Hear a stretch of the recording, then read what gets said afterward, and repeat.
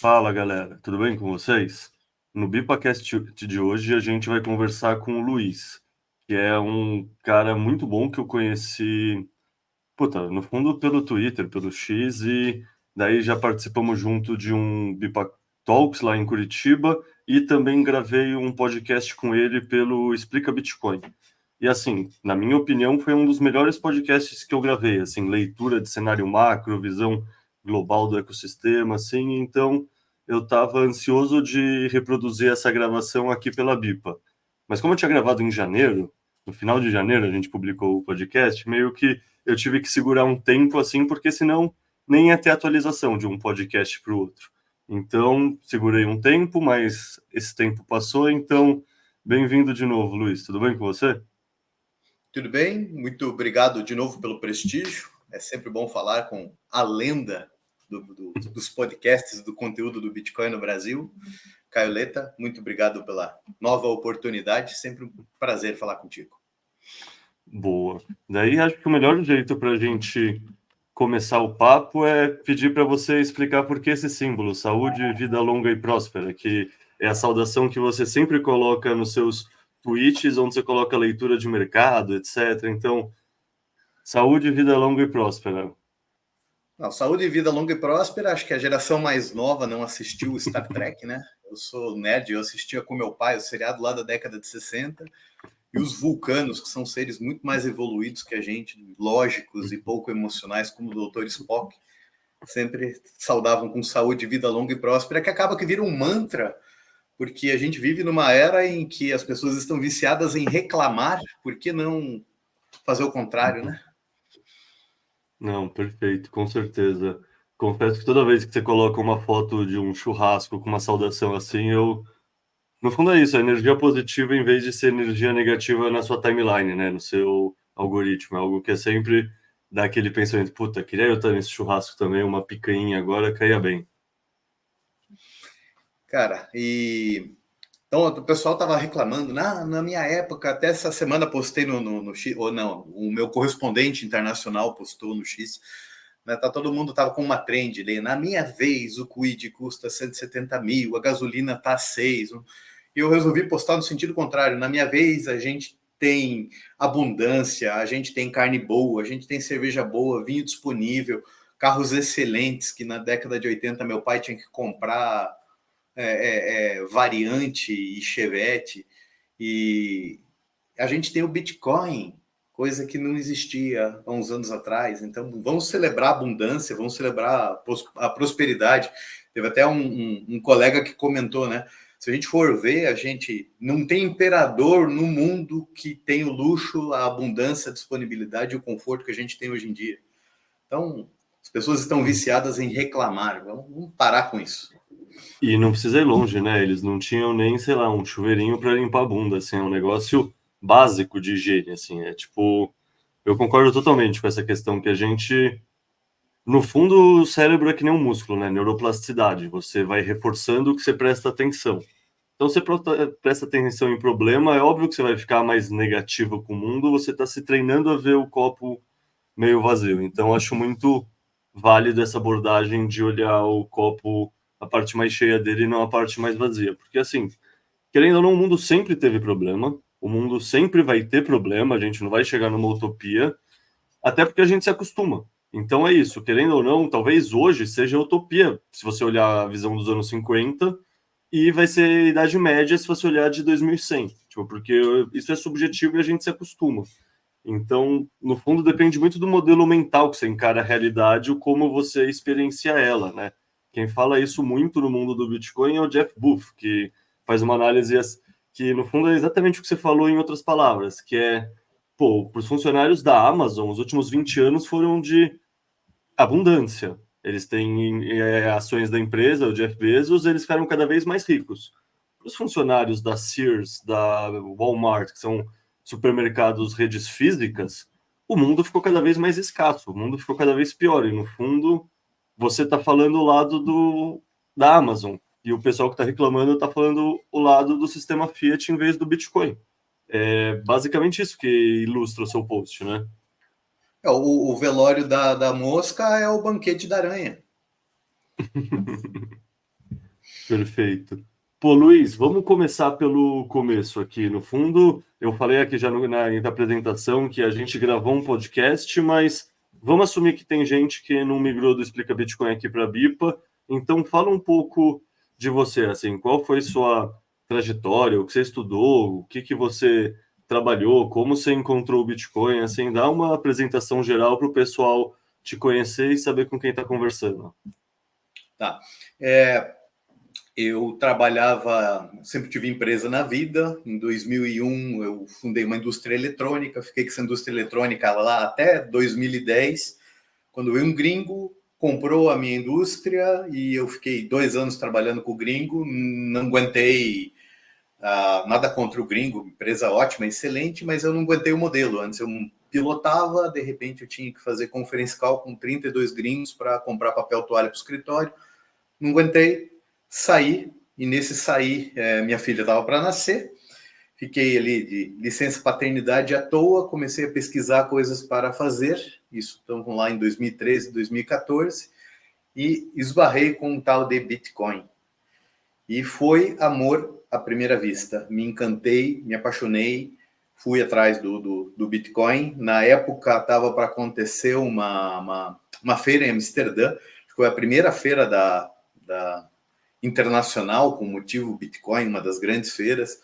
Peguei o avião, fui para lá e conheci um monte de gente legal, Gavin Anderson, o Vitalik estava lá, o cara do Ripple estava lá, uma época que todo mundo era unido antes de ter esse racha das altcoins, e todo mundo tentando entender, começando a discutir esse negócio de Bitcoin, e eu fiquei maluco com aquilo.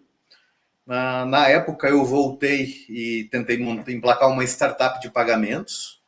Tá? Então, lá em 2013, a gente tentou emplacar um negócio que vinha a ser o que se transformou no Pix, conceitualmente.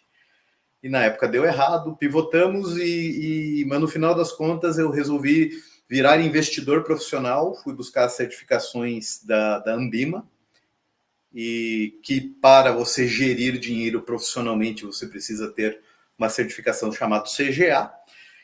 E lá em 2017 eu me transformei investidor profissional, e minha atividade profissional desde então são gerir carteiras de Bitcoin, a minha e a de outras pessoas. Bitcoin e outras criptos que não vêm ao caso desse podcast. E a gente já conversou, né? Bitcoin é dinheiro, todas as demais criptos são startups centralizadas em busca de um modelo de negócio, e é pura especulação. Algumas podem vir a emplacar, outras não, mas Bitcoin é dinheiro, criptos são startups utilizando tecnologia similar em busca de um espaço ao sol como empresa. Boa. Isso vem muito, essa descrição no finalzinho, vem muito em linha com como era a sua descrição no Twitter, né? Quando a gente podia usar. Que era que você era um Bitcoin minimalista. E a gente está acostumado a ouvir falar de Bitcoins maximalistas. Antes de você falar, eu não conhecia esse termo. Eu confesso que eu me apropriei e dei um próprio significado meu, que é um pouco diferente do seu, depois eu até falo o meu, mas queria que você conceituasse como você enxerga o que é um Bitcoin maximalista, o que é um Bitcoin minimalista, como você enxerga essas definições? Ela é mutante, né? Não existem verdades absolutas, mas o meu Bitcoin minimalismo é viver no padrão Bitcoin, não me importando muito em defender religiosamente as coisas. Eu enxergo a minha realidade, eu enxergo essa oportunidade, eu enxergo o Bitcoin como inevitável, e ao invés do maximalismo, onde você, às vezes eu vejo uma pregação através da raiva, do embate contra os outros, o Bitcoin minimalismo é um easy going, é um jeito suave de viver no padrão Bitcoin. Perfeito. Então eu retiro o que eu disse. Porque eu lembro que na definição do Explica, eu lembro que eu tinha compreendido um pouco diferente, não lembro agora o que, e daí eu achava que eu pensava um pouco diferente, mas com essa sua semântica agora, é exatamente como eu penso. Assim, no fundo, eu sou um maximalista, mas eu sou um maximalista por falta de interesse no resto do ecossistema. Assim, puta, eles fazem o que eles quiserem, brinca lá na gente, sabe? Tipo, faz o que você quiser. Quem sou eu para falar o que outra pessoa faz com o próprio dinheiro? mas não me atrai. Não tenho, sabe, não é uma posição contra proativamente, é só tipo uma posição de desinteresse, assim, sabe? É tipo um minimalismo no sentido focar no que me interessa e não perder tempo com ruído, e para mim cripto é o ruído, basicamente. E aí eu já acho que quando você compara Bitcoin com cripto é porque você não compreendeu o Bitcoin. Simplesmente, ele não existe, é absolutamente nonsense você fazer a comparação. Boa. Como a gente ainda está nesse momento apresentação, é uma pergunta que eu vi um pessoal fazendo em algum podcast recentemente, que eu não lembro, mas eu achei muito interessante, e como você tem uma trajetória longa, acho que para você é uma pergunta que cabe muito bem. Quais são, você diria, os principais erros e acertos na sua trajetória pessoal, e qual lição você tirou desses acontecimentos?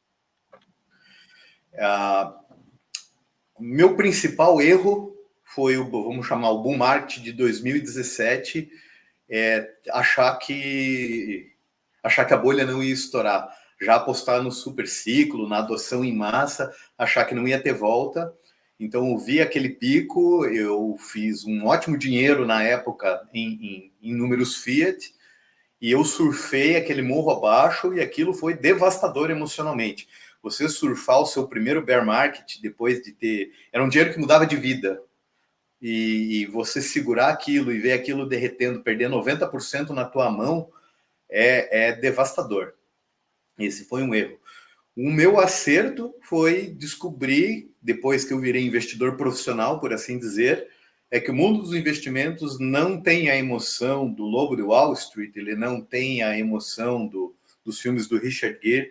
Investimentos é um negócio monótono, chato, é como ver a grama crescer, e quando se fala de Bitcoin, chama-se preço médio. O acerto é preço médio. Compre na baixa, compre na alta, compre todo dia. Esse é o grande acerto. E aí você compra um ativo que é inevitável, que no longo prazo só vai se valorizar, porque está todo mundo jogando para que ele se valorize, você torna-se praticamente impossível você errar a sua estratégia. E esse é meu grande acerto. Perfeito. Cara, você é uma pessoa racional, assim, então eu vou pedir para você me explicar uma coisa que eu falo para os meus amigos e às vezes eles não entendem. Vamos ver como você explicaria para eles, que é o seguinte: o Bitcoin é só matemática. Isso faz sentido? Isso não faz sentido? Você entende o que eu quero dizer com isso? O lastro do Bitcoin é matemática. Ele é muito mais do que isso. Tá? Então, eu tô viajando ultimamente, tive outro dia um insight, eu tô lendo um livro e outro livro e tudo mais, em que o universo digital é uma dimensão à parte, é uma quinta dimensão que a humanidade vive. Então a gente tem a física X, Y, Z, você tem o tempo e existe um negócio chamado dimensão digital. E a gente está começando a acessar e entender essa dimensão digital agora. O Bitcoin é a propriedade na dimensão digital. O Saylor fala bastante nisso, né? Ele fala que é como se a gente estivesse descobrindo Nova York no cyberespaço, e comprar o Bitcoin, no fundo, é comprar um terreno em Nova York, em Manhattan, que é a região nobre de Nova York, em 1700, 1800, né? Que agora, supostamente, seria só a gente esperar o tempo fazer seu efeito, e isso, no longo prazo, tende a se apreciar. E, tipo, sim, eu falo matemática, o Bitcoin é só matemática, acho que tem duas interpretações possíveis para essa frase. Primeiro, é a matemática do código da programação. O segundo é aquela história do 21 milhões, que é uma oferta limite, e, querendo ou não, o sistema monetário, o dólar, o euro, todas as fiats têm uma oferta infinita. Então, se a gente acredita que o governo vai continuar agindo como ele age nos últimos vários décadas, basicamente, ele não tem o incentivo de parar de imprimir dinheiro, né? Ele consegue expandir a própria base monetária e assim arcar com um consumo cada vez maior sem precisar ter superávit no orçamento. E tem uma oferta limitada. Então, assim, ou a gente acredita que o governo vai ter um equilíbrio fiscal, ou a gente entende que ou o Bitcoin quebra, tem um bug, tem alguma coisa que faça todo esse efeito de rede sumir, o que eu sinceramente não vejo mesmo, ou para mim é só matemática no sentido, é uma tendência que é, sei lá, eu não consigo ver como essa tendência se quebra. E aí, pensando assim, eu sei que você é um cara crítico, cético, então é bom aproveitar. Qual o risco que eu não estou vendo? Tipo, se eu falo que isso é só matemática, é uma tendência, o que que quebraria essa tendência na sua visão? Sei lá, você trabalha com gestão de investimento em Bitcoin e criptos. Quando você mapeia o risco, o que que você vê assim? O risco de ruína ele é sempre presente. Então, embora baixíssimo o risco de fracasso do Bitcoin, ele está presente, ele é uma variável que precisa ser mapeada. Tá? O que pode acontecer? Pode quebrar o protocolo. Como quebrar o protocolo? Igual entrou o Taproot agora, entrar um novo adendo, poucos. Probabilidades sempre baixíssimas. Ou quebra o chá desmorona a internet inteira. Não é só o Bitcoin que cai. Tudo que a gente conhece como internet cai. Enfim, o risco de ruína é um risco que precisa ser mapeado. Inverno nuclear. Existem as possibilidades. Então, quando você monta uma carteira de investimentos, você tem que colocar numa ponta o risco de ruína e o que se a ruína acontecer, eu continuo no jogo ou não. Você tem que sobreviver à ruína. É isso. E quanto a essa história de ser só matemática, tudo é só matemática. Fiat é só matemática, dólar é só matemática. Os incentivos políticos são só matemática. Tudo é só matemática. Então, você pega lá o bom e velho Gauss, trabalha lá com 6 sigmas para frente, o que vai acontecer? Bitcoin vai a $1 bilhão, o que acontece nesse cenário? Bitcoin vai a zero, o que acontece nesse cenário? Desenhe a sua carteira de modo com que você tenha disponibilidade de ficar participando dos podcasts do Leta e fazendo shitpost o dia inteiro no Twitter, independente do cenário que se materialize. Mas vamos pensar agora de uma maneira comparativa e não de uma maneira absoluta. Porque assim, eu concordo com tudo que você falou, mas talvez alguém escutando a gente pense: caramba, então quer dizer que o Bitcoin é muito arriscado. E no fundo a gente não pode analisar ele no vácuo, né? A gente vai ter que analisar ele comparativamente com outras opções de ativos, como imóveis, que aí vai ter o risco do CEP, saber onde ele está localizado, em qual jurisdição, com segurança jurídica, ou ações, ou fundos imobiliários, ou etc. Quando você compara o risco do Bitcoin com outros riscos, quais você diria que são os prós e os contras de cada um dos tipos de risco? Entre o Então, Bitcoin e os outros ativos, né? quando a gente estuda para essa questão de investimento profissional, deram um Nobel para o imbecil que transformou volatilidade em sinônimo de risco. Esse cara ganhou um prêmio Nobel, esqueci o nome do cidadão agora, dá para consultar na internet.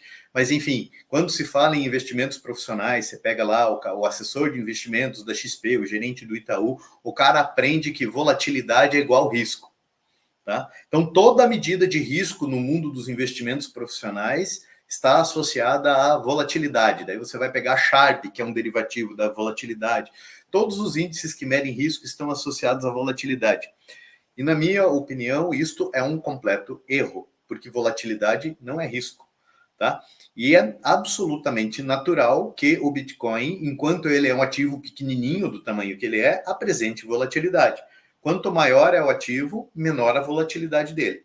Então ele tem que crescer lá 17 vezes para alcançar a capitalização de mercado do ouro. Você pode escrever que quando ele chegar lá, ele vai diminuir a volatilidade. Então, sob o ponto de vista das métricas de investimentos convencionais, ele se torna um ativo menos arriscado.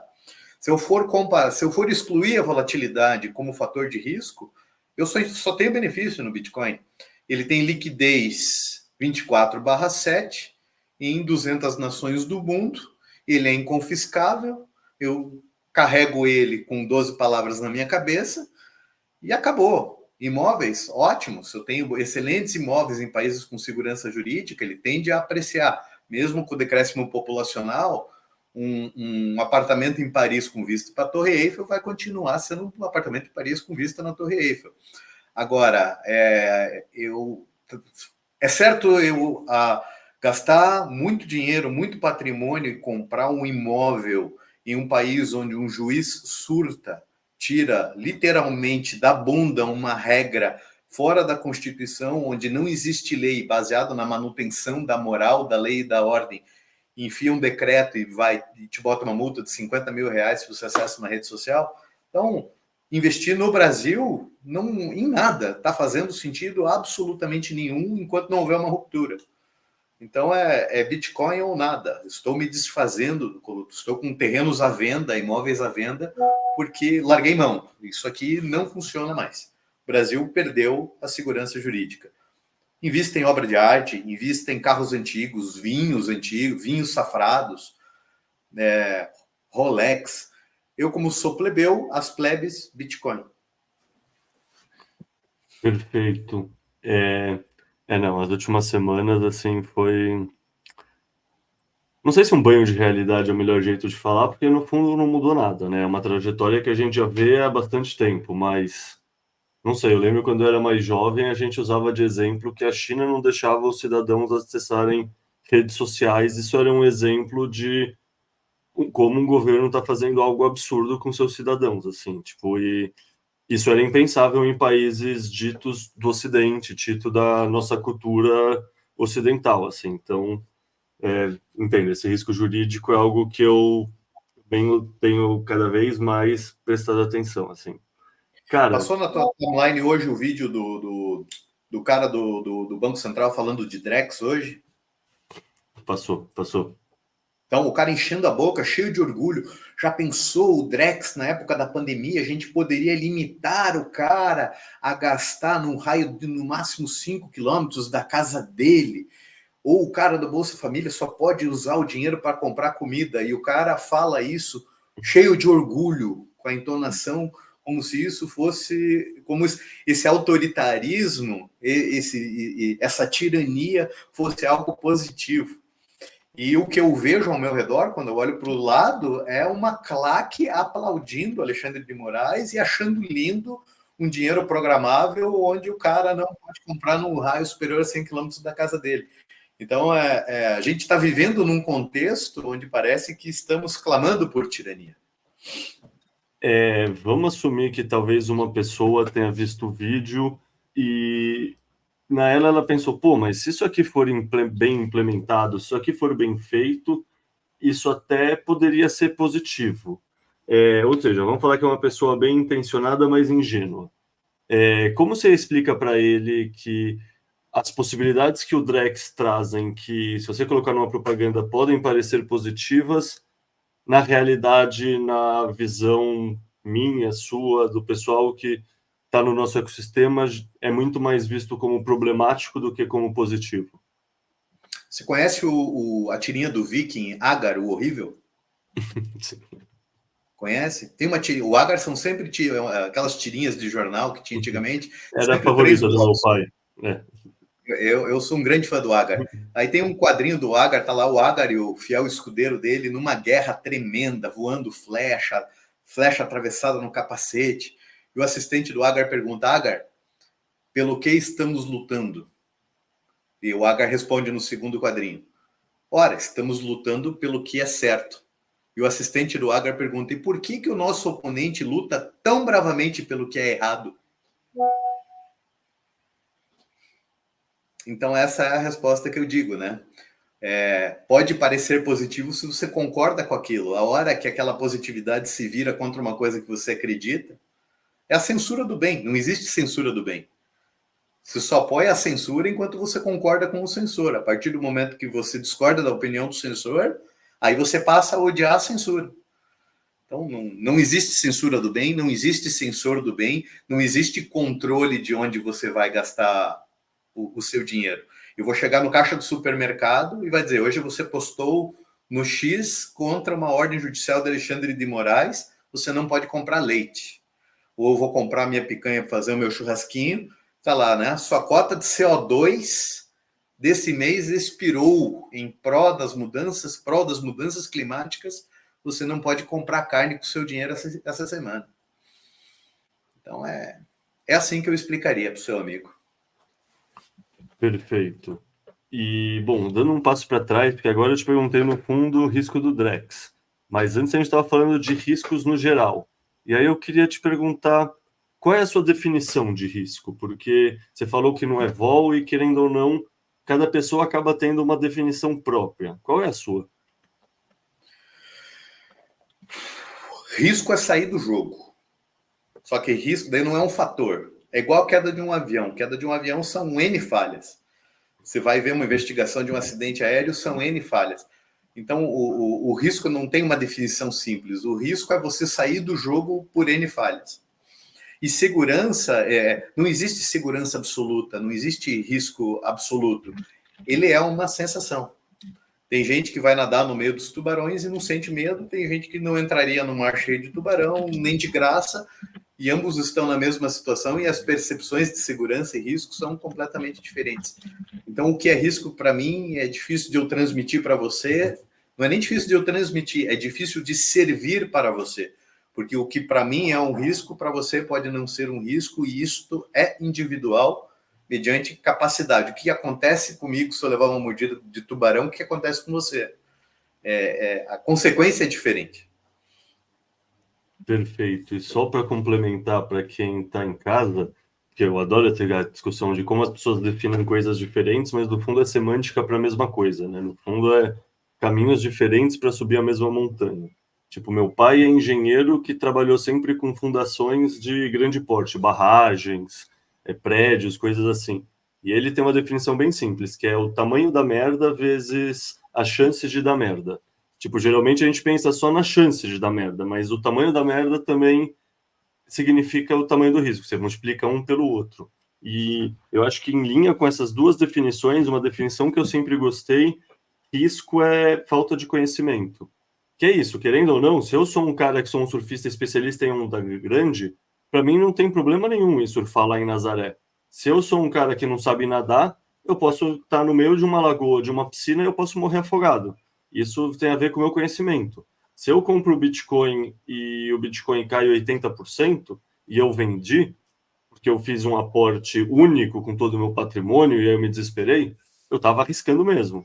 Se eu comprei um pouco todo mês, seguindo a estratégia do DCA, quando o Bitcoin caiu 80%, eu comprei mais porque eu tinha dinheiro reservado para isso, eu não corri risco nenhum. Na verdade, eu estava dominando a situação. Então, eu gosto dessa definição também que risco é uma relação direta com a sua capacidade técnica, basicamente. Tipo, sei lá, o CFO da Perfeito. BIPA pula de base jump. Para ele é muito menos arriscado do que para mim. Se eu tentar pular de base jump, o risco é 100%, vamos falar assim. Eu nunca me tacaria de um lugar assim. Então, tem a ver com o conhecimento da pessoa, o risco também. Não, é o que eu gosto de falar no Bitcoin, eu gosto de pegar exemplos similares ao seu. O seguinte, né? Vamos lá, o Saylor tem alguns bilhões de dólares em Bitcoin. Se o Bitcoin cair 90%, ele vai ter centenas de milhões de dólares, ele não muda a marca do vinho que ele toma, porque o Bitcoin caiu 95%. Ele vai simplesmente dar uma risadinha, dizer daqui a pouco volta a subir e para ele está tudo bem. Agora você pega um brasileiro que todas as economias do cara, o cara conseguiu juntar, a duras penas, o cara conseguiu juntar um patrimônio de 100 mil reais. Bitcoin caiu 95%, vai sobrar 5 mil na conta do cara, ele vai querer pular na frente de um ônibus. Então, tem que tomar muito cuidado, porque as definições de risco tem que se adequar à sua realidade. A realidade do Sailor não é a minha, que não é a realidade do cara que juntou 10 mil e perdeu 95%. Então, o risco é mutante. Perfeito. Cara, eu lembro muito bem de quando eu estava começando a te acompanhar no Twitter. Você foi um dos primeiros caras que cravou, logo na virada de 2021 para 2022, que a gente já estava num início de bear market. E nessa época eu lembro que todo mundo ainda estava esperançoso. E aí eu queria que você fizesse um exercício de tentar lembrar quais foram os indícios que te fizeram ver, porque a gente já estava entrando num bear market, se todo mundo, assim como você fez em 2017, todo mundo em 2021 estava acreditando que não, beleza, agora é super ciclo, agora é diferente, agora que o Bitcoin quebra para cima. O que te levou a ver que não era verdade? Então, você me fez essa mesma pergunta no outro podcast, né? O que me levou a ter certeza foi que eu vi que os shitcoinheiros perderam a noção. Eu olhando o mercado de altcoins, o mercado o paralelo, o mercado cripto, não o mercado de Bitcoin, os degenerados são muito mais degenerados que no mercado de Bitcoin. Esse pessoal não tem a menor noção. Eles entram com o total das economias, é trade alavancado, é completamente sem noção. E o Bitcoin, ele é muito mais resiliente, ele é composto por um ecossistema de pessoas muito mais moderadas e inteligentes. A hora que você vê que os degenerados estão quebrando, porque e eles estão ficando conservadores, é porque a gente está entrando num bear market. Porque se a gente está no bull, a tendência é que o degenerado maluco fique mais degenerado e mais maluco. Quando o degenerado maluco começa a ficar conservador, é porque ele se estrepou, e quando ele se estrepou já é um sinal de que a coisa, que a maré está voltando, que a coisa está encolhendo. Porque por mais que os maximalistas odeiem, é o seguinte, num super ciclo, num ciclo gigante, o Bitcoin é a força motriz e todo aquele monte de porcaria vai atrás e cresce, às vezes, percentualmente, até muito mais, porque tem capitalizações de mercado muito menores, é uma euforia total. Essa euforia, quando começa a acabar, o Bitcoin é o transatlântico que demora, o tempo de parada dele também é maior. Então, eu percebi que os degenerados estavam ficando comportados, e esse foi o principal sinal. Nesse ciclo, você pretende fazer a mesma coisa? Você pretende usar os degenerados das shitcoins, até memecoins agora, né? Mais degenerado ainda, você vai usar eles de sinal ou você também acompanha, sei lá, média móvel, índice de força relativa, análise de on-chain? Sei lá, quais são os indicadores que você acompanha? Eu gosto muito, nesse ciclo o que eu estou observando é o comportamento dos tubarões. Eu estou vendo o que Larry Fink faz, eu estou vendo o que o pessoal do trade fee, que o pessoal das finanças tradicionais está fazendo. Esse pessoal ainda está entrando, eles ainda estão entrando. Então, quer dizer, esse nosso ciclo atual ele nem começou direito. Então, eu acredito que o termômetro desse ciclo é quando o pessoal do mercado tradicional, que são os degenerados de shitcoin, literalmente, só que o shitcoin deles é dólar, é real, é euro, começarem a se estrepar no mercado. Eu acho que, fazendo uma analogia, é isso. Porque esse Boa. pessoal de altcoin meio que sumiu, o mercado está meio limpo, se você for ver. Sobrou muito pouca gente. Em 2017 era a turma da ICO, em 2021 era a turma do DeFi e NFT. Teve uma limpa incrível, essa turma não voltou ainda.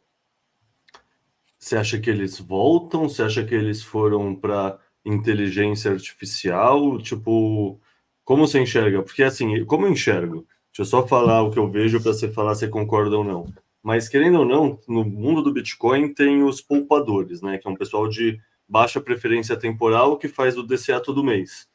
Aí também tem os especuladores que têm muito mais relação com os shitcoinheiros, que tem muita relação com as bets, tem muita relação com o tigrinho, tem muita relação com investir em IA agora, porque é o que está mais na moda, ou em outras palavras, há 10 anos atrás investiria em paleta mexicana, sabe? É o investimento do momento. Você concorda com isso ou você acha que é uma análise equivocada? Não, é que vai surgir, mas talvez eu nem saiba o que vai surgir. Em 2017 surgiu a ICO, né? Initial Coin Offering, que era a criação de shit token, que era ação de startup na rede Ethereum. Aquilo virou uma febre e foi o que movimentou muito o mercado de altcoins lá na explosão de 2017. Na explosão de 2021 era NFT para cá, NFT para lá, era pedra virtual, foto de gatinho. Eventualmente, nesse ciclo, surge alguma coisa que a gente nem sabe o que é ainda. Tá? Eu gosto do conceito do DeFi, eu acho que tem muita aplicação do mercado de finanças tradicional que pode migrar para redes alternativas, que não concorre com o Bitcoin, mas que eventualmente, num boom de valorização do Bitcoin, isso volta para a mídia e cria esse motor especulativo, cria esse tigrinho virtual aí de novo. Então teve a ICO, teve a NFT e o DeFi, eventualmente vai ter alguma coisa nesse ciclo. Não me pergunte o que é, porque não sei. Para realizar pagamentos via Pix com Bitcoin ou USDT, você deve clicar no ícone central no menu inferior, clicar em Reais, digitar o valor que você deseja transferir e clicar em Enviar. Agora, digite ou colhe a chave Pix do destinatário, selecione a conta e digite o seu BIPA-PIN. Por fim, escolha o método de pagamento clicando em Reais. Agora você pode escolher entre usar Bitcoin, USDT ou Reais. E para finalizar, arraste o botão branco para confirmar a transação.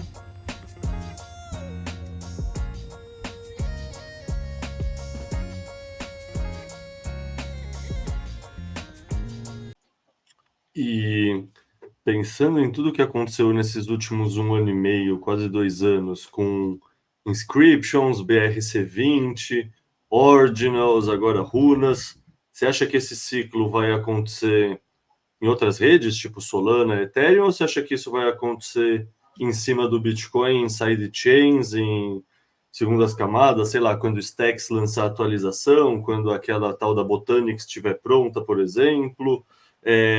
Onde você acha que essa atividade degenerada tende a fluir nos próximos tempos?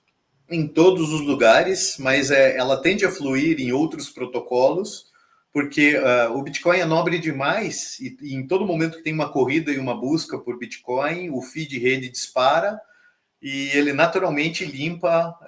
O Doom usa o conceito, né? O firewall anti-pobre. Então, protocolos alternativos que não possuem o firewall anti-pobre tendem a absorver a atividade degenerada.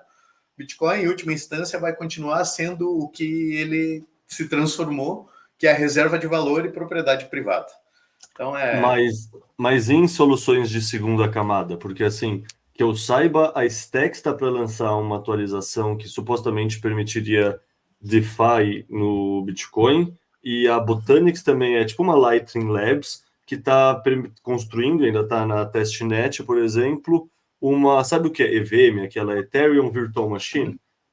Fazer isso numa segunda camada do Bitcoin, ou seja, vai ter toda a vantagem de uma rede centralizada, só que aí depois você joga para a camada base, que é a Bitcoin, em vez de ser Ethereum, por exemplo. mas que no final das contas é uma rede para você usar. Essa segunda camada é uma shitcoin centralizada similar a um Ethereum ou uma Solana. Acaba que não tem diferença nenhuma. O departamento de marketing tenta colar o Bitcoin como camada base e você vai colocando esses pendurucalhos que tem tanto valor quanto um cheat protocolo qualquer.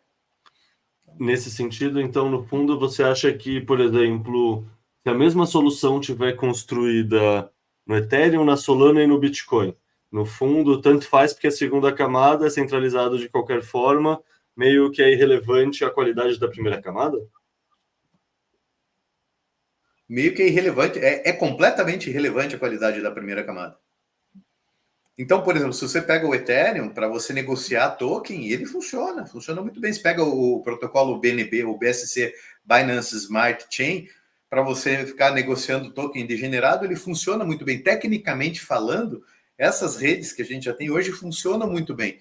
É um departamento de marketing de eu tentar colar a pureza e o valor do Bitcoin nessas aplicações, mas não é uma necessidade. E acaba que o mercado vai optar por onde tiver, for mais rápido, mais barato, que é o que conta. Essa história de mais rápido e mais barato no Bitcoin é irrelevante. Se eu vou esperar 10 minutos, 6 blocos, se o FII é 60 centavos, 6 dólares ou 60 dólares, em última análise, ele é completamente irrelevante. Então, você pega um shitcoinheiro purista, um naneiro. Não, porque o FII, porque a velocidade, porque tantas transações, é completamente irrelevante. A gente já discutiu isso antes, transação em tempo real por transação em tempo real, usa o Pix, funciona pra caceta. Usa o Visa, usa o Mastercard. Então, não vão tentar grudar no Bitcoin, mas não vai ter aderência. Perfeito. Cara, e eu perguntei assim muito do ciclo passado, como você leu o que estava para acontecer. Como você descreveria, então, agora o momento atual?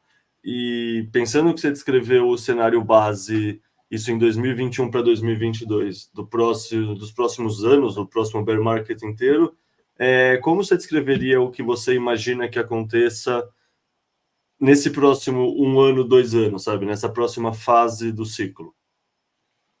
Então, eu acho que lá no nosso podcast de janeiro, a gente acertou. Então, a gente falou muito do começo da chegada dos institucionais. Isso está começando a acontecer. Então, estava recém-aprovados os ETFs, estava aquela febre. Só que não adianta se achar que o ETF é um negócio que vai ter efeito do dia para a noite no valor do Bitcoin. Não, não tem. Isso aí fundos de pensão, grandes empresas, fundos estatais, existem comitês, existem processos. Então, todo esse dinheiro institucional ainda está no entorno do Bitcoin e ele está começando a fluir para o Bitcoin. Ontem teve manchete, não sei de qual jornal econômico, que falou que a BlackRock está com uma estratégia, vê o Bitcoin como hedge da dívida soberana americana, que passou de 35 trilhões de dólares. Então, a BlackRock, que é a gestora de mais de 10 trilhões de dólares, vai continuar construindo essa estratégia de Bitcoin. A gente vai ver o Saylor rodando a máquina de fabricar Bitcoin dele mais alguns ciclos, a gente vai ver mais empresários olhando o que o Saylor está fazendo e explorando esse mesmo glitch de eu pego, compro Bitcoin, a ação da minha empresa sobe, eu consigo emitir mais ação, com aquele dinheiro captado eu compro mais Bitcoin e eu tenho essa roda tem muito para se girar ainda. Então, esse ciclo, eu ainda vejo ele como um ciclo mais lento do que os anteriores. Os ciclos anteriores foram na faixa de 4 anos, como agora os players não são mais as pessoas físicas, os players são os institucionais, esse ciclo ele é muito mais lento. A gente vai ver um bull market em câmera lenta. E é isso que a gente vai ver nos próximos 2 anos. A gente conversou na época que eu acreditava que a gente estava no penúltimo ciclo, que o último ciclo seriam os estados, os bancos centrais e estados. Eventualmente, se Trump se elege, ele funde esse próximo ciclo com o ciclo atual, e a gente vai ter um ciclo, ao invés de um ciclo de 4 anos, a gente vai ter um ciclo de 8, 10 anos pela frente. Então tem muita gente que se diz com a preferência temporal dilatada, que está com ejaculação precoce, achando que ETF liberou em dezembro, teve o halving 6 meses atrás, a gente já tinha que estar em 100 mil dólares. Tudo está acontecendo seguindo um script perfeito. Explica para mim, então, como é a cabeça desse investidor mais institucional? Porque, assim, o pessoal que achou que, beleza, aprovou o ETF, portanto, o Bitcoin já vai bater 100 mil dólares, estava imaginando o quê? Que o institucional está olhando de fora, mas, tipo, sabe aquele meme do alienígena tentando e um pessoal atrás segurando, tipo, me segura, me segura? E como se o institucional estivesse olhando de fora e babando de vontade para comprar o Bitcoin. E não sei, isso é realidade? Isso não é realidade? Isso é realidade para uma parcela muito pequena total do mercado? Como você enxerga? Porque, assim, de fato, muita gente achava que, sei lá, ETFs aprovaram o Bitcoin 100 mil, 200 mil, 500 mil, seria o gatilho para o superciclo. E 9 meses depois, a gente, beleza, andou um pouco, andou 30 e poucos, 40%, muito legal, mas eu acho que tem muita gente com uma sensação agridoce na boca. E eu concordo com você que é uma questão de preferência temporal, mas eu acho que essas pessoas se frustraram por não entenderem como funciona esse mercado de pessoal que tem muita grana e qual é a velocidade que eles se movimentam, como eles pensam para alocar capital, sabe? As pessoas acham que o pensamento dela, pessoa física, se transporta para o pensamento de uma pessoa com muito dinheiro ou para uma empresa, assim. Então, mostra para gente quais são as diferenças. Bom, primeiro que o gestor de um fundo de pensão, por exemplo, sou o fundo de pensão dos funcionários da empresa X. O cara nem pode sair comprando Bitcoin que nem um maluco. Qualquer ativo que um grande gestor de um fundo de pensão vai colocar dentro da carteira, ele passa por comitê, ele passa por aprovação. Aquilo tem que ser estudado. E o mote do Bitcoin ele ainda, para esses caras, não é valorização exponencial igual é para pessoa física ou para gente que quer, o Bitcoin vai bombar. O mote desse cara é, eu quero um ativo não correlacionado na minha carteira. O grande discurso da entrada do Bitcoin nos portfólios institucionais, nos portfólios soberanos a gente precisa ter algo que se comporte de maneira diferente de todo o resto em caso de uma grande crise. E aí você começa, aí eu vou ter lá 0,5%, 1%, 1,5%, eu vou fazendo uma degustação. E, eventualmente, se além daquilo se comportar de uma maneira diferente, servir de proteção no meu portfólio, aquilo apresenta uma valorização, eventualmente aquilo volta para o comitê e eu vou mostrar para todo o meu comitê de gestão, olha, a gente colocou aqui 0,5% em Bitcoin, esse 0,5% hoje já virou 1% pela própria valorização do ativo, esse negócio é legal, esse negócio é diferente, vamos aumentar a nossa exposição para 2%, e tudo isso ocorre numa base de tempo de meses. Estamos falando de um ano para você sair de 0 para meio e mais um ano para você sair desse meio para 2%, se o Bitcoin desempenhar da maneira como foi vendido para virar 0,5%. Então é tudo muito lento. E, eventualmente, no longo prazo, esse meio vira 2, que vira 1, que vira 5, que vira 10, que vira 20, Mas isso é um processo lento. Você não pode ser irresponsável com o dinheiro das outras pessoas. Não estou dizendo que ter Bitcoin é ser irresponsável, mas pega no mundo Fiat. Eu sou lá, eu tenho o bolo de uma seguradora. Eu vou comprar todo o bolo de uma seguradora em Bitcoin, não cheira bem. No fundo, se risco também é conhecimento, se seu cliente não tem um conhecimento para estar confortável e ele sacar, ele realizou no momento errado e você precisa mensurar o risco do ativo e o risco do cliente também, né? Então, eu entendo o pessoal que não pode gerir somente seu dinheiro, ser mais conservador em vários aspectos, assim, de tomada de decisão. Querendo ou não, uma pessoa que está mais acostumada com o mercado tradicional nunca viu o mercado cair 50% em um dia, 2 dias, assim, é algo que eles achariam que é o fim do mundo, basicamente, né? Não, e o fato de eu não concordar que volatilidade seja o conceito de risco, em todo o board desses comitês de gestoras, onde o cara tem um CFP, onde o cara tem todas essas certificações internacionais de investimento, o cara está há 20, 30 anos doutrinado de que volatilidade é risco. Então, mudar esta visão de que volatilidade talvez não seja risco e de que o Bitcoin, apesar de volátil, pode me apresentar proteção, envolve uma mudança de paradigma de uma indústria que é extremamente conservadora. A indústria de investimentos, ela não é arrojada, ela é uma indústria conservadora. O investidor arrojado com muito dinheiro, ele vai para a ruína. Sempre, ele sempre morre. Então, esse cara tem que ser conservador. Ele não pode ser arrojado.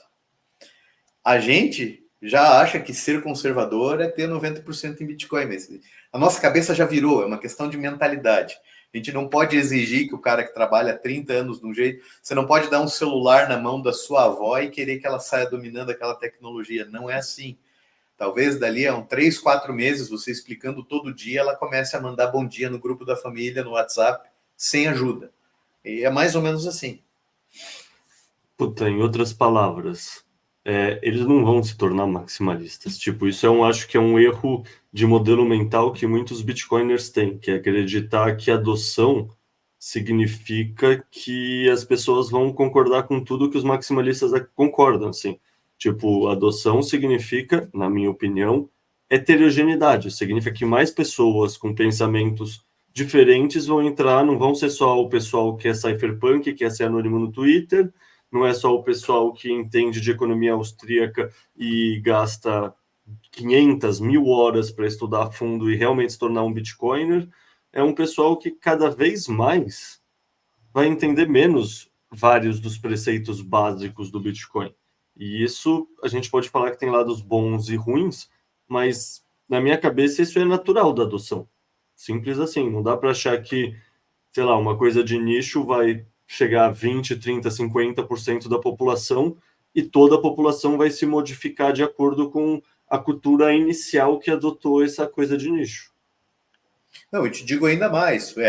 Os bancos, por exemplo, eles não vão deixar de existir. Eles vão se transmutar e a base dele, ao invés de ser dívida pública, eventualmente, a base da máquina do banco, por debaixo do capô do banco, você vai ter Bitcoin e o cara que está pegando um empréstimo para comprar um apartamento, a casa própria dele, eventualmente nem vai saber que naquela máquina, que o motor daquela máquina que funcione, talvez seja o Bitcoin.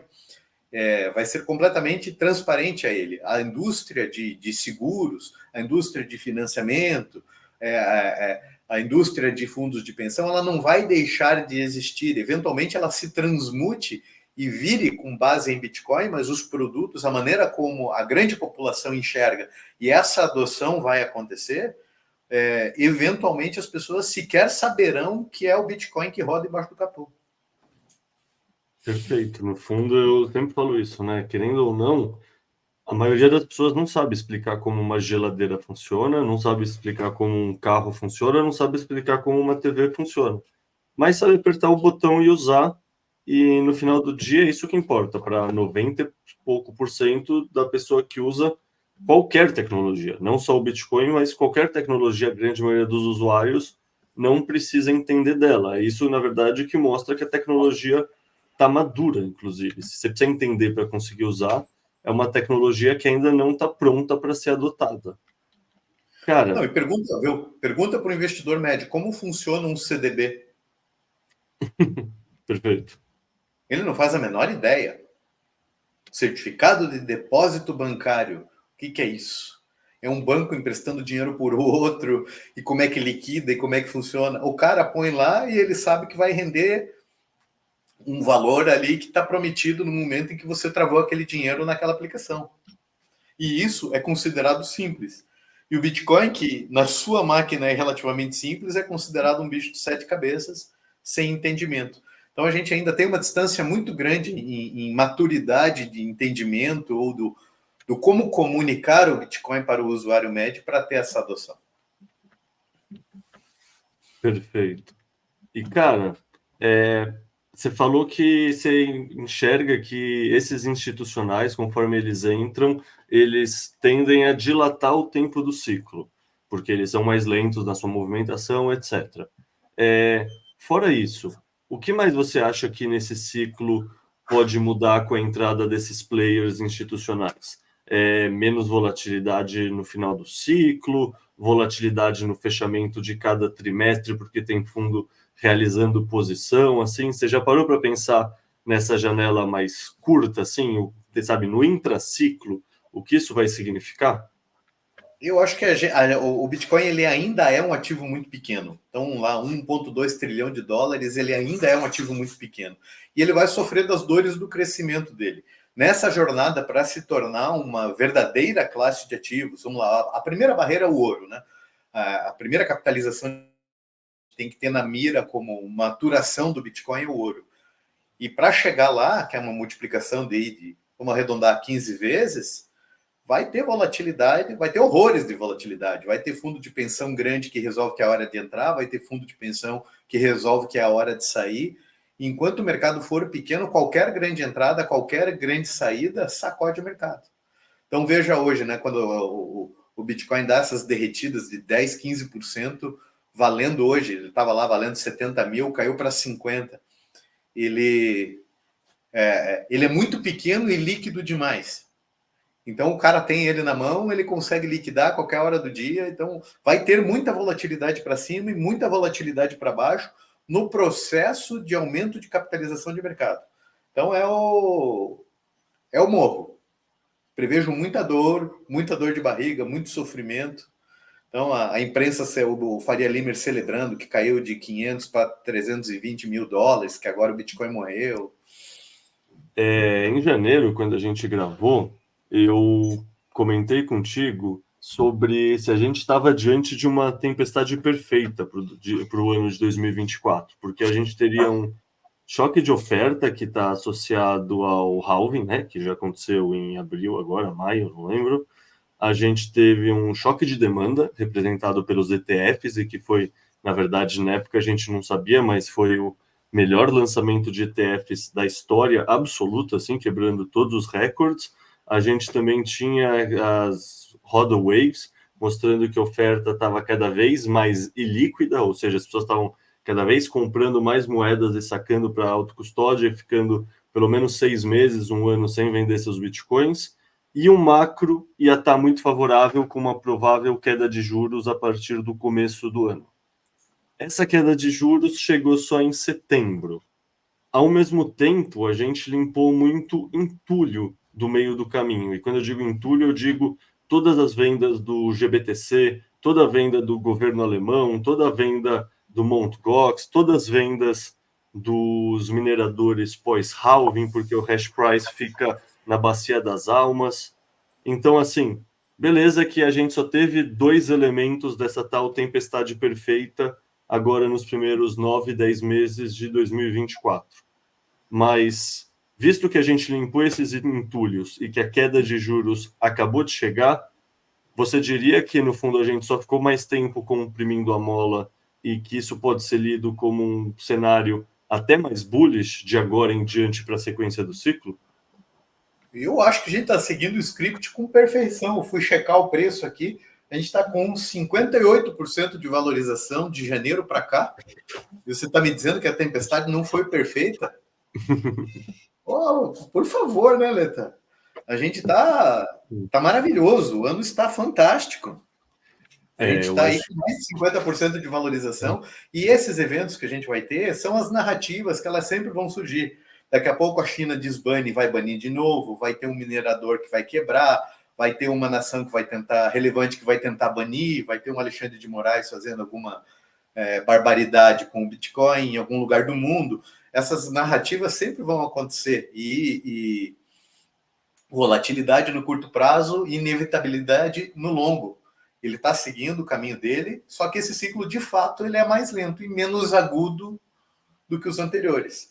E isso vai terminar num número absurdo. Fique tranquilo. Essa redução de juros nos Estados Unidos é para tentar eleger a Kamala desesperadamente. É a ferramenta que sobrou para o Jay Powell. Os americanos rodam 1 trilhão de déficit por ano no orçamento, mais 800 bilhões por ano em juro, considerando a queda de juros dessa semana. Então, 1,8 a 2 trilhões de déficit por ano. Não tem, o cenário é perfeito. Se você olhar a economia dos Estados Unidos, ela gerando esses déficits na casa de 1,5, 2 trilhões por ano, sozinho já vai ser o motor do Bitcoin. Perfeito. Cara, aproveitando para puxar esse gancho que você falou das eleições americanas, cara, eu ouço muita gente falar que o Trump ganhar é muito bullish para o Bitcoin, porque ele quer colocar o Bitcoin como ativo de reserva, e o pessoal também fala que a Kamala ganhar é bearish porque ela pode atacar a indústria local, ela pode continuar apertando a operação Choke Point 2.0, tentar desbancar a parte da indústria, etc. Eu não sei se eu concordo, porque no fundo, beleza, para a indústria local americana, que é parte importante do ecossistema do Bitcoin, pode não ser positivo a Kamala ganhar, mas a verdade é que nenhum dos dois vai ser responsável fiscalmente. A Kamala tende a expandir a base monetária, ter déficit para fazer, sei lá, qualquer tipo de programa governamental que ela vai querer fazer, como se não houvesse amanhã. E, nesse sentido, o Bitcoin é um ativo que absorve liquidez mais do que qualquer outro. Então, eu queria te perguntar, em relação à eleição americana, quais cenários que você vê? Você vê isso, Trump bullish, Kamala bearish? Você vê que os dois vão expandir a base monetária como não houvesse amanhã? Como você está enxergando esse momento nos Estados Unidos? É bullish e mais bullish. Então, se Trump ganha, ele vai ter déficit, em cima de déficit, em cima de déficit, só que vai ter um cenário positivo para a indústria local. E no curto, já começa antes, no curto prazo, ele ajuda a bombar o preço do Bitcoin, vai ter um fator psicológico em cima, e se a Kamala ganha, provavelmente, no longo prazo, para o preço em dólar do Bitcoin, é até melhor, porque os democratas tendem a ser ainda mais irresponsáveis que os republicanos. Mas não tem volta. A dívida americana já cruzou a curva do não pagável, sem ruptura, né? Eventualmente uma terceira guerra mundial, algum evento catastrófico, alguma mudança, algum cisne negro pode mudar este cenário, mas com ruptura. Sem ruptura, a gente já cruzou o ponto de não retorno. 2 trilhões por ano, daqui a pouco 3 trilhões por ano, porque é juro sobre juro. Então, se Paulo zerar o juro hoje, não é mais ele baixou de 5,5 para 5, não é mais 5, é 0, é 1 trilhão na dívida por ano, com juro zero. E ele não vai baixar para 0 amanhã. Provavelmente essa baixada de meio já vai alimentar a inflação, então é bom de qualquer jeito. Não interessa quem ganhe, se o Trump ganhar, vai ter um pump de curto prazo de euforia. É a única diferença. Longo prazo, completamente indiferente, talvez melhor se a Kamala levar. Perfeito. Cara, e você falou bastante da dívida nessa resposta. Vamos imaginar que eu sou um normie que estou interessado, mas ainda não estudei direito o assunto. Por que a questão da dívida americana é tão relevante para a gente acreditar que é meio que um caminho sem alternativa? E, dito isso, quais são os cenários que o Fed tem e não só o Fed, mas Japão, etc., enfim, os governos, quais são os cenários que eles têm para tentar resolver a questão da dívida? Sabe, como eles conseguem resolver, se eles quiserem? Bom, a dívida você resolve gastando menos do que você arrecada. Não existe outro jeito. Então, basicamente, o governo americano hoje é um cunhado que tem o seu cartão de crédito sem limite. E o resto do mundo confia nesse cunhado e ele continua gastando como se não houvesse amanhã. O dólar ainda é a moeda de reserva, ainda tem muita demanda. Então, a sorte dos Estados Unidos é que todo mundo quer dólar. Então, ele pode se dar ao luxo de continuar imprimindo porque as pessoas continuam querendo dólar. Mas isso não anula os efeitos perversos do excesso de endividamento. Por quê? Porque a realidade é que a base, o denominador está aumentando e o valor do dinheiro está diminuindo. Você olha todos os gráficos, então a inflação vai continuar subindo. Não tem o que você fazer que segure a inflação nos Estados Unidos. Ela vai continuar subindo. É o mesmo papo que rola aqui, só que acho que a gente aprendeu com eles, né? Os dados de inflação, o CPI nos Estados Unidos, todos maquiados. A realidade mostra, do dia a dia do trabalhador americano, principalmente da classe média, mostra uma inflação muito superior aos números que se apresentam. Baixou o juro, vai aquecer. Eu até concordo em baixar o juro, porque é muito melhor você gerar inflação porque você está aquecendo a economia do que você manter o juro e ter que imprimir aquele dinheiro para pagar juro. Então, é isso. Se explica para o normie que é o seguinte, né? O governo americano está vivendo no limite do cartão de crédito. Todo mundo que já viveu no limite do cartão de crédito sabe que mais dia, menos dia, a coisa se torna insustentável. E eles são ótimos em pedalar esse dia para frente. Então, pode levar 5 anos, pode levar 10 anos, mas o fato é insustentável.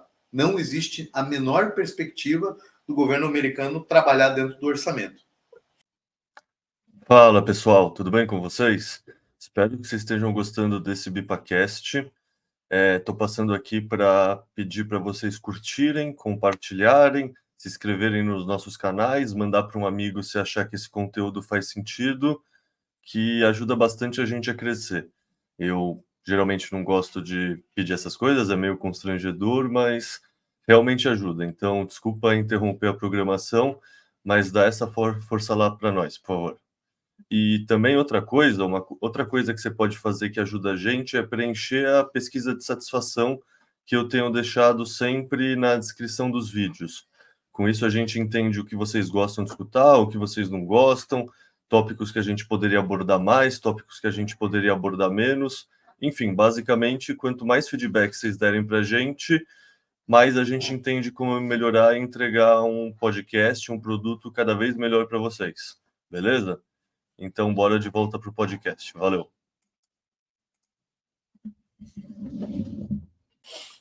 Cara, perfeito, mas aí assumindo a cabeça do normie aqui.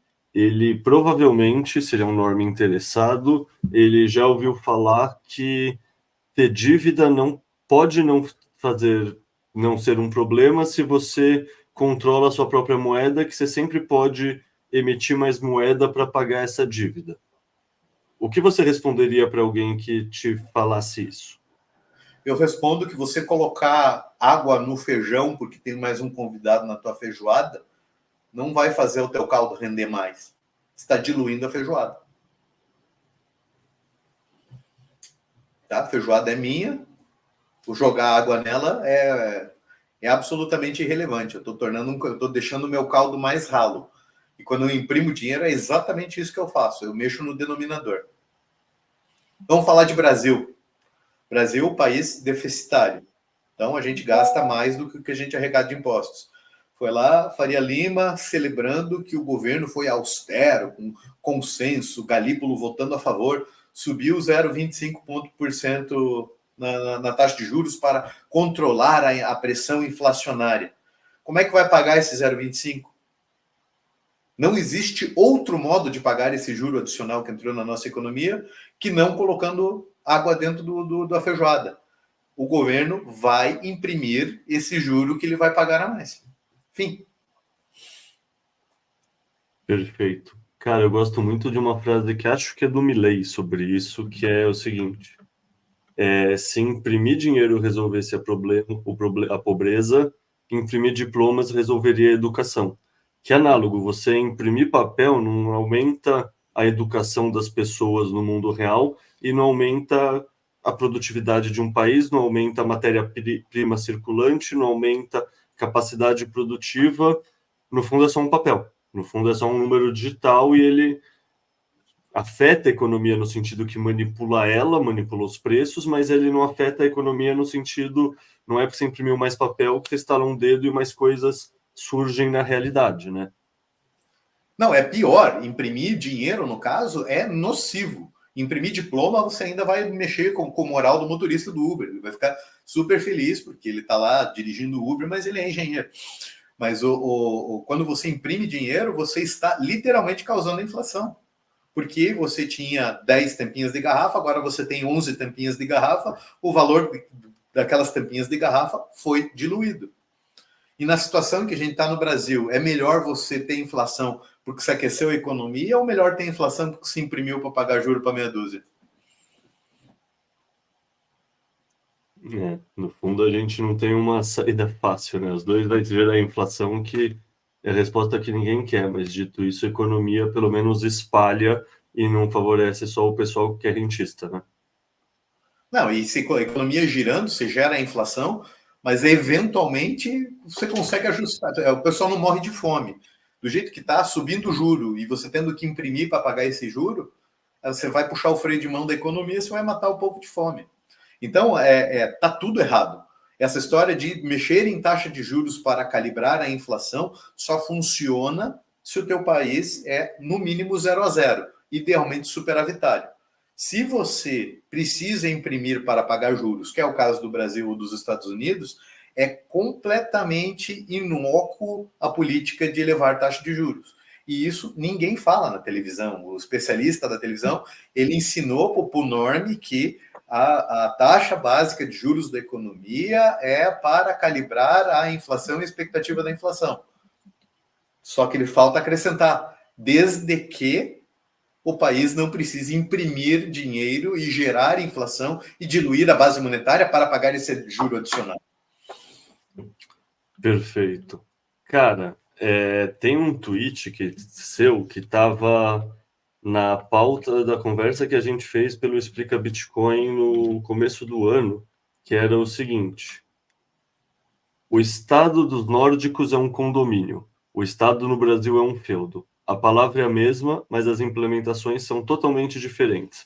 Não se confunda e não misture os dois. O feudo quer se vender como condomínio. De lá para cá, esse é um tweet de 2020. O feudo melhorou ou piorou? Como você enxerga a tendência do Brasil nos últimos anos e o caminho que a gente está tomando agora? Não, o feudo piorou. O feudo piorou completamente. A gente está sendo oprimido, a gente está vendo tirania E o que me deixa muito preocupado é que você olha para uma nação como Venezuela e você vê que dá para apertar bastante o torniquete ainda, que a população não espana. Então, o feudo consegue extrair estilo de vida da gente ainda através de impostos e sugando a população durante muito tempo. Então, você vai ver militar com estilo de vida maravilhoso, judiciário com estilo de vida maravilhoso, o alto funcionalismo com estilo de vida maravilhoso, e o povo sofrendo uma inflação cada vez maior, com o dinheiro mais curto, diminuindo o consumo de proteína, diminuindo a qualidade do que compra. Então, o Brasil é um feudo. Nós trabalhamos e pagamos impostos para sustentar estilos de vida de uma elite que que de fato se acha melhor do que o resto da população. E sem uma ruptura, com protesto em dia marcado, vamos vestir camisa verde e amarela no dia marcado, horário tal, infelizmente, o máximo que vai acontecer é você acabar pagando mais imposto. Boa. Totalmente de acordo. A trajetória não me causa muito otimismo. Mas falando de Bitcoin de novo agora, o que você sente mais falta no Bitcoin, assim, sabe? Se pudesse pensar em alguma coisa do sistema tradicional, se pudesse pensar em alguma aplicação, sabe? Você já pensou nisso, assim, ou para você tá tudo certo do jeito que tá? Eu gosto do jeito que está, mas eu acho que principalmente no Brasil, o ecossistema de exchanges, as rampas de entrada e saída, são muito pouco conhecidas. Então, tem o BIPA, que é uma rampa de entrada e saída, tem o Hashvest, que é outro modelo de rampa de entrada e saída, tem lá Mercado Bitcoin, Foxbit, mas esse modelo de exchange e corretora, eu acho muito difícil eu acho muito difícil do normal entender e acabar usando isso no seu dia a dia. Então, eu sinto essa dificuldade. Aí você vê que Mercado Livre, lá o Mercado Pago, Nubank, Inter, tentaram tornar isso mais fácil, mas essas plataformas simplesmente não tracionaram também. Não teve um apelo. Então, o que eu sinto eu acho que é mais um problema de comunicação. É como comunicar que a pessoa precisa ter uma poupança em Bitcoin. Tá?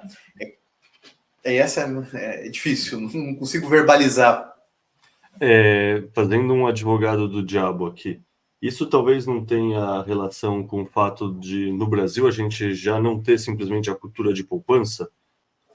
Sei lá, eu enxergo o Bitcoin muito como uma revolução da classe média, assim, uma ferramenta muito útil para a classe média. Por quê? Porque, querendo ou não, quem ainda não consegue nem poupar o básico, não, sei lá, o Bitcoin vai ajudar indiretamente, porque vai mudar a preferência temporal das pessoas, vai fazer ter menos inflação, porque vai substituir o sistema Fiat, etc. Mas no limite, essa pessoa sabe, vai ser aquele barco que está sendo subido com o resto da maré, não é ele que está causando a subida.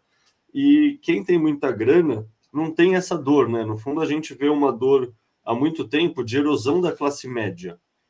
E não sei, querendo ou não, o Brasil até tem um pouco de classe média, mas a gente é um país predominantemente pobre.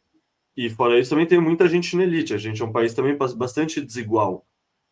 Dito isso, não sei, para mim isso passa um pouco, sabe? Beleza, o Nubank tracionou, mas tracionou muito para pessoa que não usa poupança, mas usa o cartão de crédito do Nubank.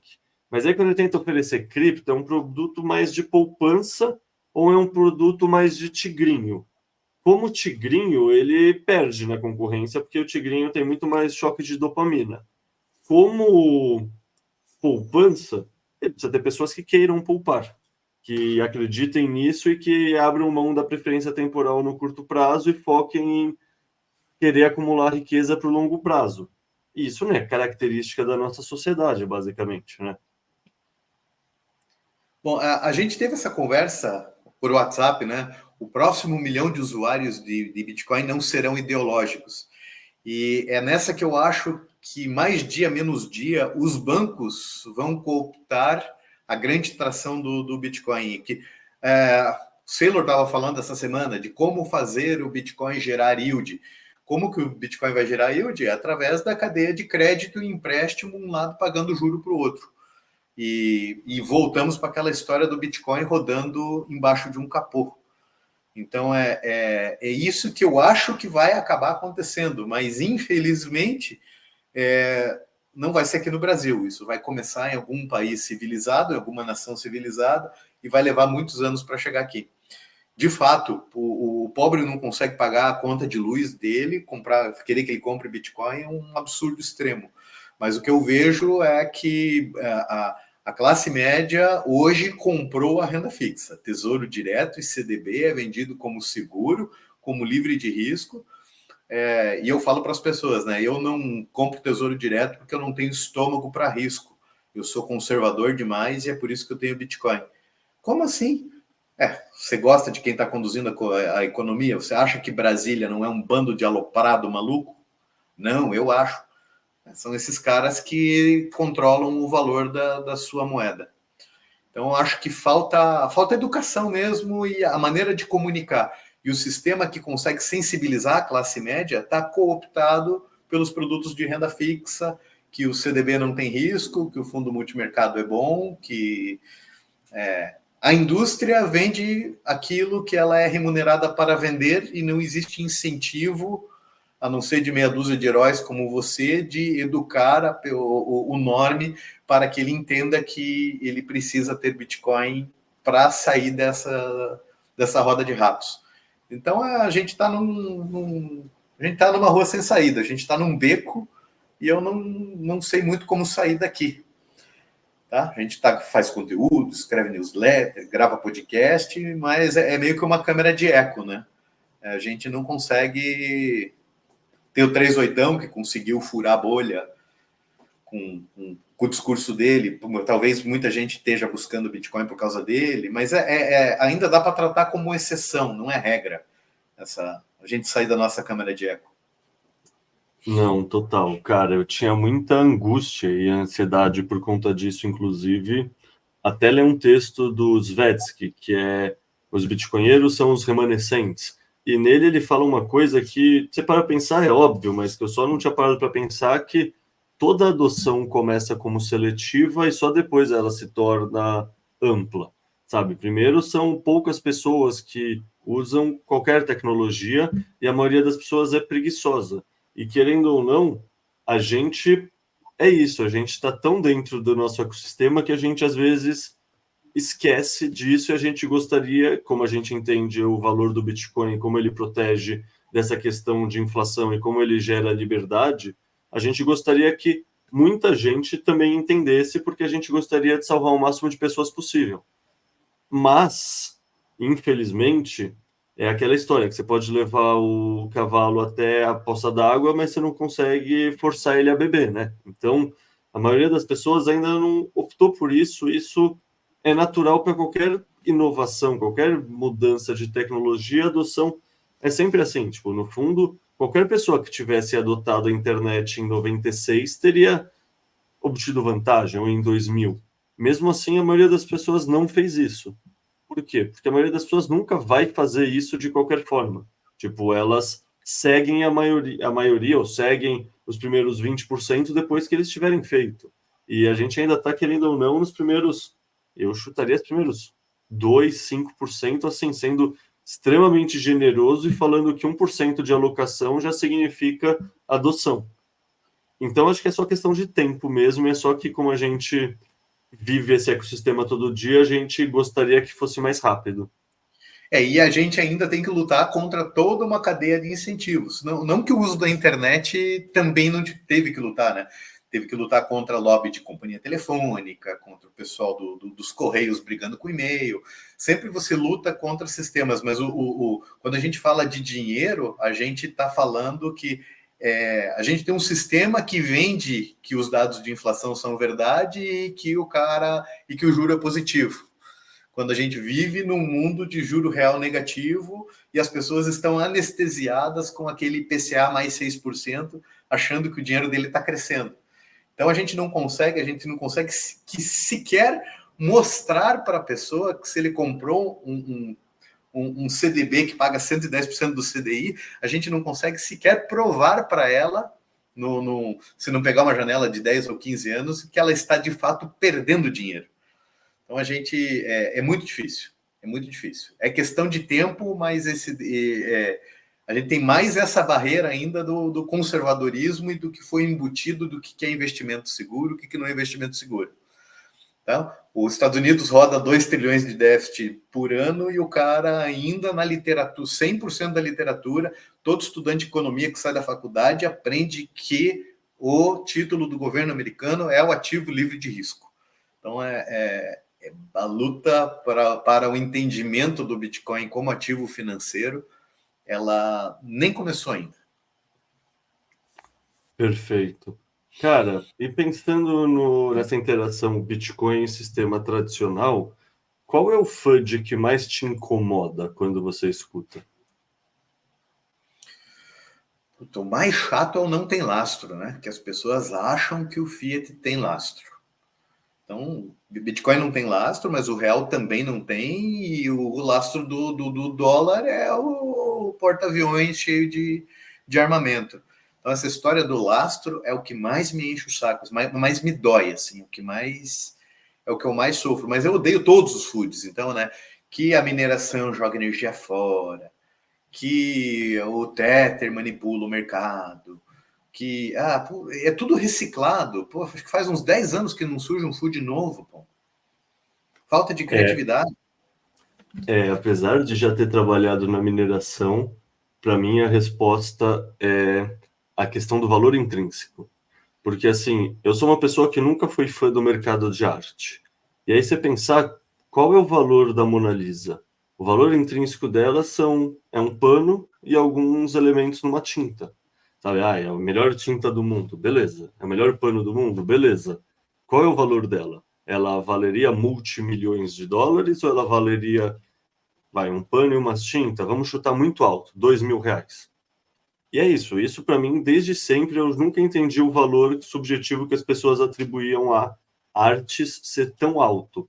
E beleza, por um lado, reflete escassez, mas por outro lado, reflete o quanto o valor é subjetivo e não é uma equação de, puta, se tem o valor intrínseco, todo mundo concorda que esse é o valor adequado de determinada coisa. Tipo, não existe isso. Existe sempre um equilíbrio de oferta e demanda. Perfeito. Então, esse FUD sempre me incomodou, assim, profundamente. Irretocável, sem nada a adicionar na questão do valor intrínseco. Boa. Cara, a gente já esgotou a pauta aqui, já estamos quase 1h30. Deixa eu encaminhar para o encerramento, fazer as 2 perguntas que eu tenho feito aqui nos podcasts da BIPA para encerrar. A primeira é, cara, tem alguma coisa que a gente não conversou e que você queria aproveitar a oportunidade para trazer?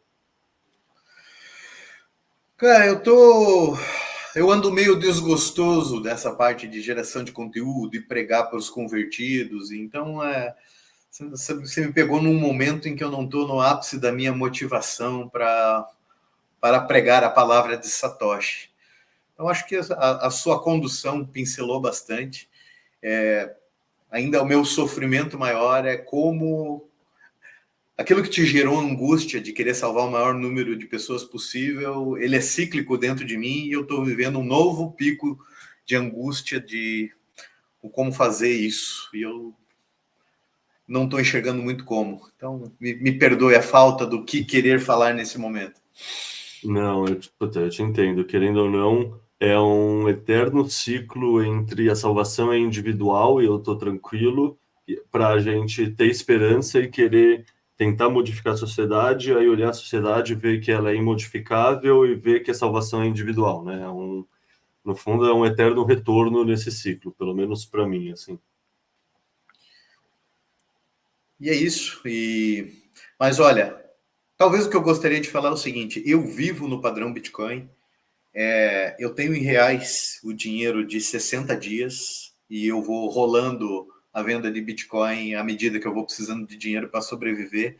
Eu viajo pagando direto em Bitcoin. Sempre que eu vou comprar alguma coisa maior e que eu consigo pagar direto em Bitcoin, eu pago essa coisa. Viver no padrão Bitcoin, ele é possível, ele é libertador ele te tira aquela angústia de você olhar noticiário político, você passa a ler noticiário político como uma espécie de stand-up na sua vida, porque é hilário o noticiário político.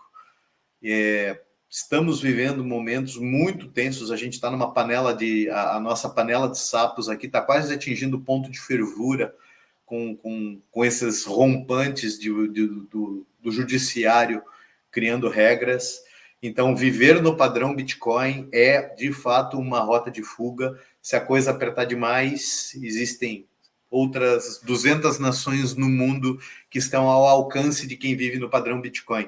Se o teu dinheiro está concentrado em reais, em títulos do Tesouro que vencem em 2029, 2045, se você está excessivamente alocado em imóveis no Brasil, a tua bola de ferro que está amarrada no teu pé é muito mais pesada do que aquele que está vivendo no padrão Bitcoin. Porra, irretocável. Totalmente de acordo com essa filosofia de encarar a vida.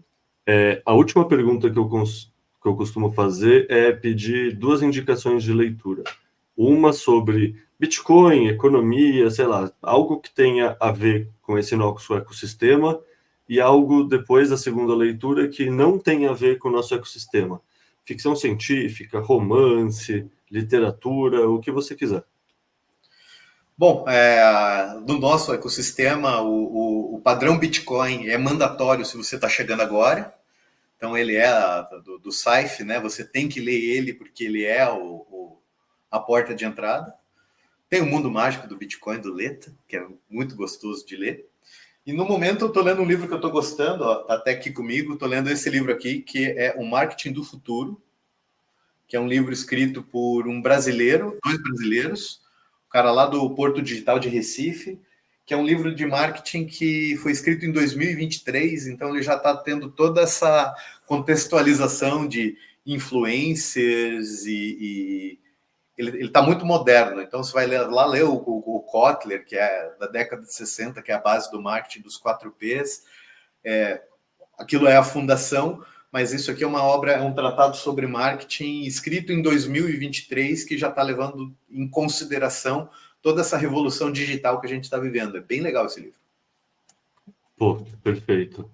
Cara, muito obrigado pelo seu tempo. Para mim é sempre um prazer conversar contigo, eu sempre aprendo, então muito obrigado pelo seu tempo mesmo. Eu que agradeço, é um prazer, eu posso ficar... Esse podcast pode ter 10 horas que falar sobre Bitcoin, é uma tarefa que não cansa nunca e é sempre um prazer. Bom, valeu. Então, aquele abraço, vida longa, como era? Vida longa. Saúde, vida longa e próspera.